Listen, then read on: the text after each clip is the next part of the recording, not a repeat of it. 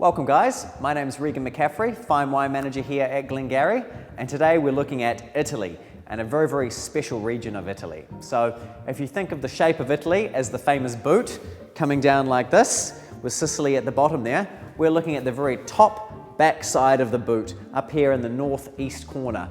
Think about where Venice is, that's kind of the region we are here. Inland a little bit there to the area of Verona. Now, the producer we're looking at today is Pasqua.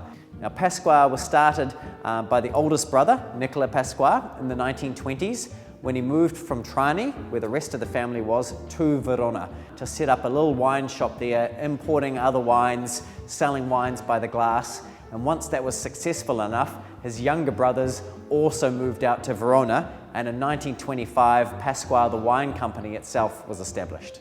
Right, so the specific wine we're going to be looking at today is one of the most famous wine styles of the world, and in fact a wine style which was one of the early great fine wines that I had, and that's Amarone.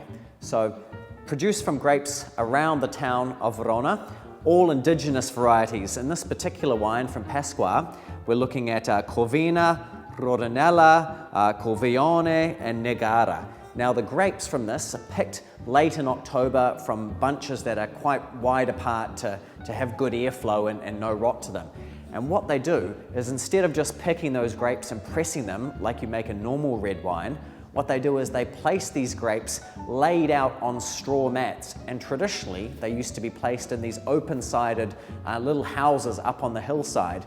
And they were placed there for about 120 days, 3 months, and allowed to dry out. So the grapes would slowly shrivel up, losing more and more weight. Generally between 30 and 40% of the weight of the grape would actually evaporate, and it would shrivel up and raisin. And then they would take the grapes and press them out. So that process was called appassimento. And when they pressed the grapes out, because they were so shriveled up and had such a lack of water compared to a normal grape, you'd produce this really powerful, rich, concentrated wine with really intense sugars to it as well, but a wine that was dry because it had been fermented completely dry. And that's how you make an Amarone. So we're going to try that today. You can see that rich, dark color to the wine there, extremely concentrated. Amarone is a wine that can last a very, very long time as well, even from what appears to be an average vintage. Because of the fact that the sugars are so concentrated in the wine, you get great depth of flavor there. Incredible nose on them, like nothing you've ever tried before if you've never had an Amarone.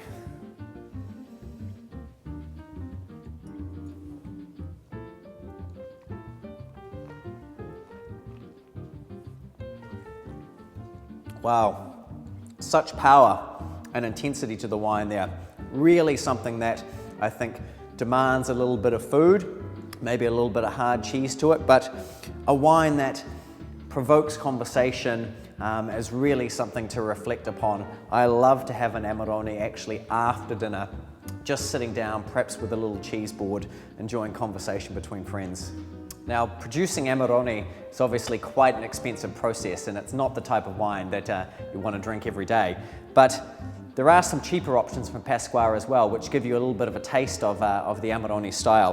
One of them is the Passimento, basically made in a very, very similar fashion to the Amarone, but with the addition of some Merlot in there with the indigenous grapes, and also not dried as long.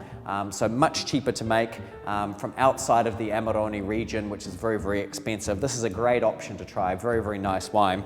And finally, you've got the Ripasso, and Ripasso literally means passed over. So when they've got that pomace there in the bottom of the tank, the dried grapes that they've pressed the Amarone out of, what they do is they pour the young Valpolicella wine over those dried grapes that have already been pressed to make the Amarone, and you get the Ripasso Valpolicella.